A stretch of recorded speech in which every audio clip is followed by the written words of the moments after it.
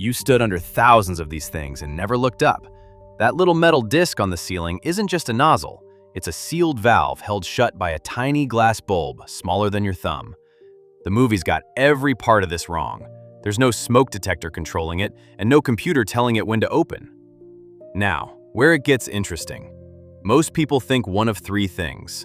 They think a smoke detector tells the sprinklers when to turn on, or a central computer flips a switch somewhere, or every head in the building goes off at once like some kind of indoor monsoon.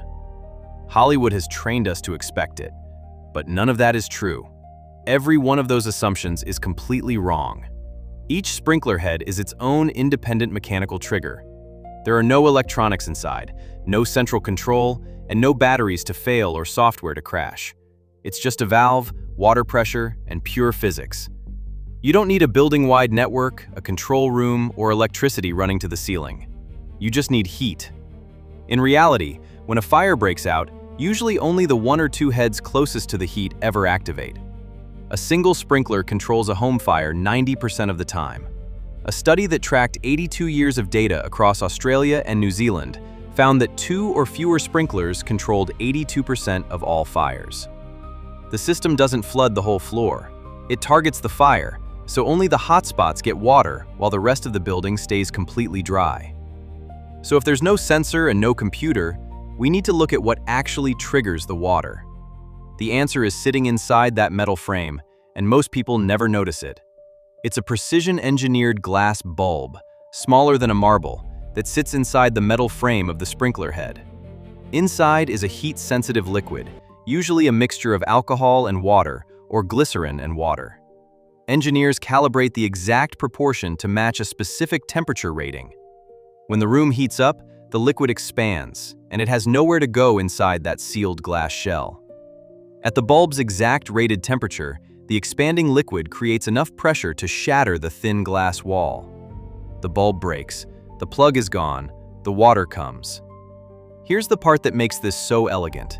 That glass bulb wasn't just a sensor. It was a physical plug holding back a metal cap against pressurized water sitting in the pipes above. The water is already there, waiting under pressure. When the bulb shatters, the cap drops away instantly. Water blasts downward through a deflector plate that spreads it into a precise umbrella pattern, directly over the fire. The mechanism couldn't be simpler, but the result is a wall of water exactly where and when it's needed. This is engineering that hides in plain sight.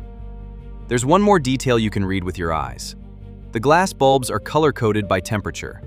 A red bulb means 155 degrees Fahrenheit, which is 68 degrees Celsius. That's the most common rating in offices and hotels. Green means 200 degrees, and orange means 135. Each color acts as a different fuse, tuned to a different room. The answer isn't a sensor. It's a glass bulb filled with liquid that's designed to destroy itself. But this is more than a neat mechanical trick. That same simple logic has been saving lives since the 1870s, and it's still the most reliable fire protection we have. With sprinklers installed, the risk of dying in a reported home fire drops by about 80%. Property losses in homes with them are 85% lower than in homes without them. The National Fire Protection Association has found that the overall fire death rate drops by 90% when they're present. That reliability is why building codes have required sprinklers in more and more places since the 1940s. Think about how much trust we place in that little piece of glass. There are no batteries to fail, no software to crash, no network to go down, and no central computer to malfunction. There's no app to update, no firmware to corrupt, and no settings to reset. There's just a tiny glass vial filled with calibrated liquid that knows exactly when to break. That's the hidden power of a device you can't even see from the ground. Now that you know that tiny glass bulb isn't just decoration, it's a precision fuse waiting for the exact moment to sacrifice itself. And if you've ever wondered why manhole covers are always round, or how water towers actually keep your tap running, or what really happens inside an ATM when you punch in your PIN, that's exactly what we break down next. Hit the subscribe button because there's a hidden machine behind everything you see.